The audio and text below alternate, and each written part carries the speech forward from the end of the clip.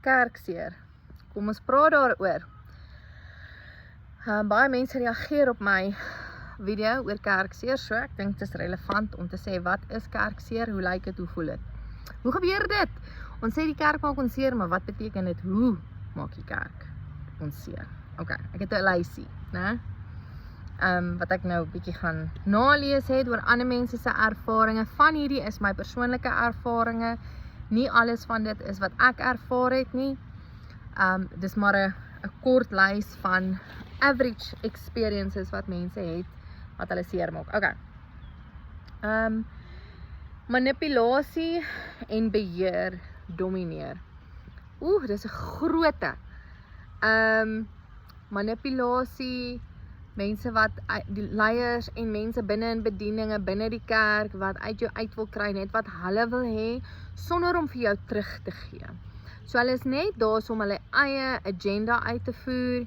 Hulle is nie daar vir die mense wat saam met hulle serve nie. In fact, die son skyn op hulle. Dis hulle bediening en hulle wil nie dit deel met enige iemand nie. So hulle vat, domineer, beheer en manipuleer soos wat hulle kan.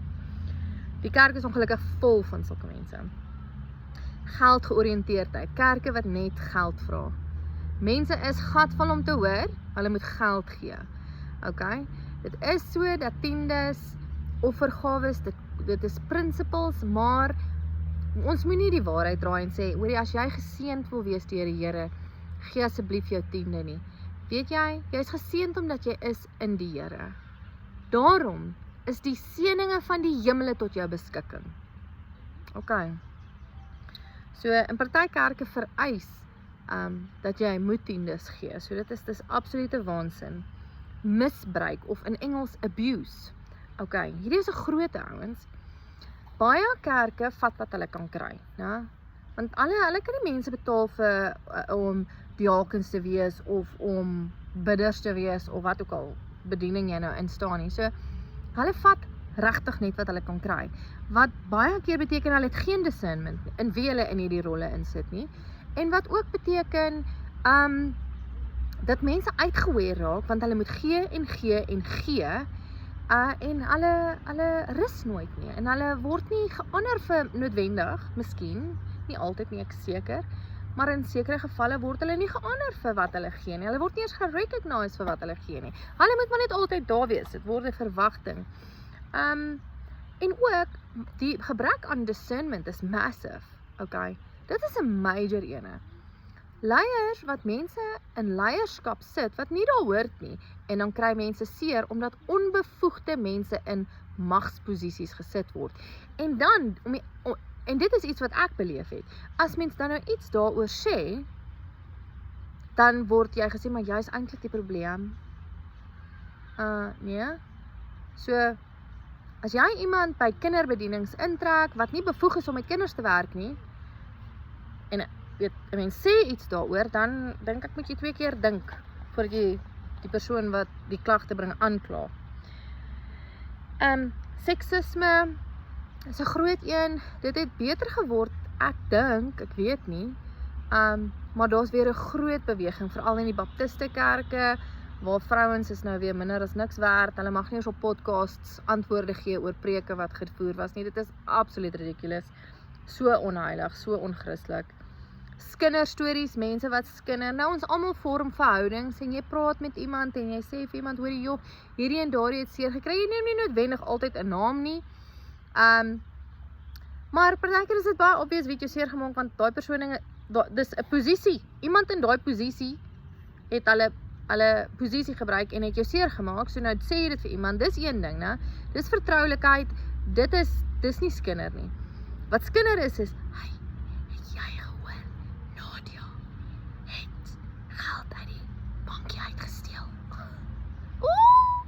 Nee, okay, dis skinder, né? As jy net stories aandra. Verwerping en uitsluiting. Weereens 'n massive ding. So baie mense kyk na die kerk vir 'n plekkie, né? En want kerk is een plek waar ons almal glo ons is like equal. Almal, daar's 'n arm, daar's 'n been, daar's 'n neus, daar's 'n oog, daar's 'n toon en almal is in die diens van die almagtige God wat ons dien. Nou, hoe kan een vir die voet sê, ek het jou nie nodig nie, want ek is die kop? Man, so as mense seer kry, want hulle voel, hulle word net nie gebruik nie. Hulle is nie waardig nie, hulle word uitgesluit by etes en braais en kuiers en hulle hoor net al die leiers kuier en al die leiers dit en hulle word nooit genooi nie. Dis 'n groot ene. En partykeer lyk dit ook soos jy wil goeders begin en dan word jy op jou eie gelos en daar word geen ondersteuning gegee vir jou idees of jou projekte. Of miskien is jy iemand wat baie het om te deel, wysheid en insaag en rigting en what you just never heard, nee.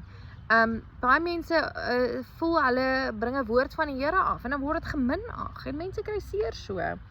Okay. Daarom het ek nou ook gesê stank vir dank, lekker in Afrikaans. Stank vir dank. Stank vir dank. Yes. Okay. En hier is hoe ons regeer partykeer, nee. Ons begrawe die pyn en hoop dit verdwyn.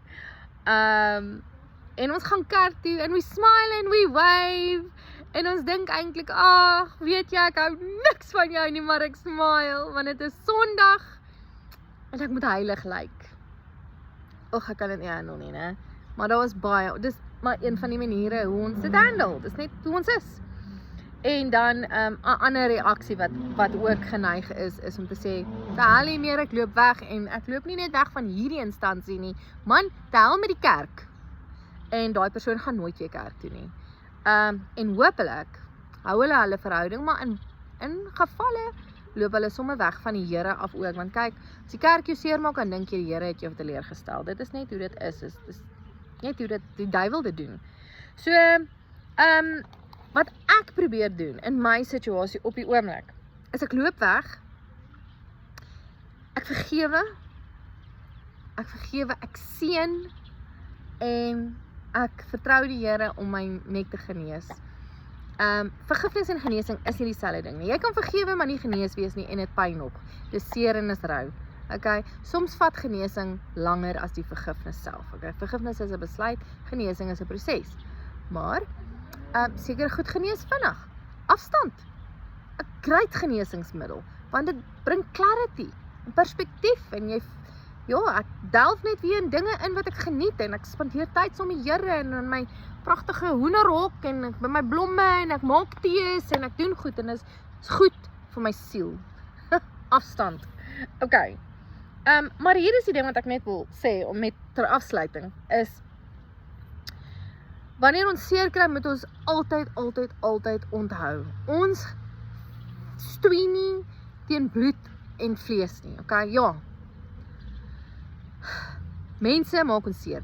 Agter hierdie mens is daar 'n geestelike entiteit. Whether dit 'n Jezebel is, 'n trots ding is, wie weet wat dit is, okay? 'n gierigheid, 'n geldgierigheid, who knows, okay? Perversion, whatever, okay? Agter mense is verantwoordelik vir hulle aksies, yes, hulle is, okay? En daarom moet jy hulle verantwoordelik hou, alright? Besef net egter ook, dat net soos daai persoon gefaal het om die regte ding te doen, is jy ook vatbaar om dieselfde foute te maak. En daarom, jy moet ons genade hê met mekaar, en besef, ons geveg is nie teen bloed en vlees nie. Dit is eintlik geestelik. En so in alle dinge moet ons bid. And draw near to the Lord, sê die skrif. Resist the devil, and then he will flee from you. But it starts with drawing near to the Lord. Hoe doen jy dit? Here, hierdie offense, ek wil dit nie hê nie, vat dit. Vat dit, Heilige Gees, vat dit by my. En so meer, en so biddend. En ek dink, dis belangrik om te praat oor kerkseer. En leiers wat nie reg maak nie, en gemeentelede wat nie reg maak nie. Leiers kry ook seer, hoor. Dis nie net gemeentelede nie. Leiers kry ook seer, want gemeentelede is so vinnig om te judge partykeer. Hulle is so vinnig om te oordeel en weg te loop, en die kerk sleg te sê, en hulle reputasies te gaan probeer swart smeer. Nee, dis nie ons hiermee deel nie. Die Here sê, hulle sal julle ken deur julle liefde vir mekaar. So, in all things, grace and mercy, maar in dieselfde asem, boundaries en discernment. ewe belangrik.